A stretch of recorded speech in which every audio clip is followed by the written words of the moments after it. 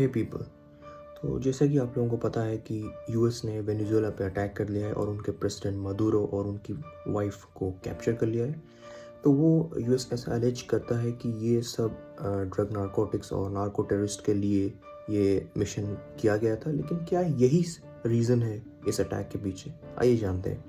Venezuela एक ऐसी country है जहाँ पे 303 billion barrels of crude oil है, जो कि यूएस को बहुत ज़्यादा फ़ायदेमंद हो सकता है। ये एक रीज़न है। और यूएस के खुद के पास 74 बिलियन बैरल ऑयल्स हैं। तो पहले ही जब प्रेसिडेंट टर्म फर्स्ट टर्म में यूएस के प्रेसिडेंट बने थे, तो तब से ही यूएसए और वेनेजुएला के बीच टेंशन्स क्रिएट हुई थी। और अब जब सेकेंड टर्म में आए तो उन्होंने इसका पूरा फ़ायदा उठाया और वेनेजुएला पे अटैक किया और उनके कैप्चर के लिए उनके प्रेसिडेंट को। तो इनसे क्या फ़ायदा होगा? वो वेनेजुएला को अपने कंट्रोल में लेते हैं और पूरे ऑयल रिफाइनरी को अपने हिसाब से चला सकते हैं। अभी रिज़ल्ट क्या हुआ? सही जब टेंशन क्रिएट हो रही थी तो यूएस ने ये कहा था वेनेजुएला से अपने कॉन्ट्रैक्ट में कि आप हैं जो चाइना को ऑयल सप्लाई नहीं करेंगे।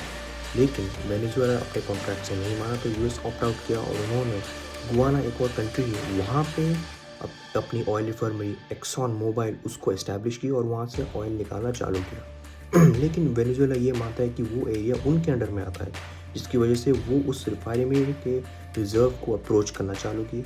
यूएस ने साफ साफ बोला कि you do not cross this line, otherwise there will be consequences. और रिजल्ट आप सबके सामने।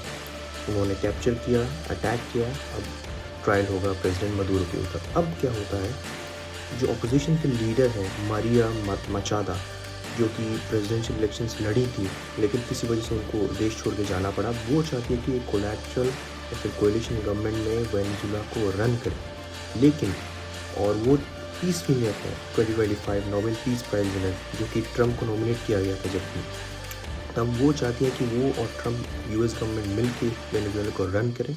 लेकिन अभी भी यूएस से ऐसा कोई समझौता नहीं आया है। तो ये एक रेजिस्टिंग फैक्टर हो सकता है। और अब यूएस भी बोल रहा है कि उन्हें ग्रीन लैंड चाहिए अपने। You have to protect our national security by taking on Greenland as well. तो इंडिया इसमें कहाँ स्टैंड करता है? इंडिया में सैंक्शंस पड़ सकते हैं। This is where India stands, क्योंकि इंडिया चीप ऑयल खरीदता है रशिया से और अब यूएस के पास वेनेजुएलन ऑयल रिजर्व्स का कंट्रोल है। तो अब यूएस बोल सकता है इंडिया को, आप हमसे ऑयल खरीदिए, रशिया से ना खरीदिए। अगर ये नहीं मानेंगे तो इंडिया पर सैंक्शंस बहुत जल्दी हो सकते हैं। तो आपका इसमें क्या ख्याल है? कमेंट करके बताइए।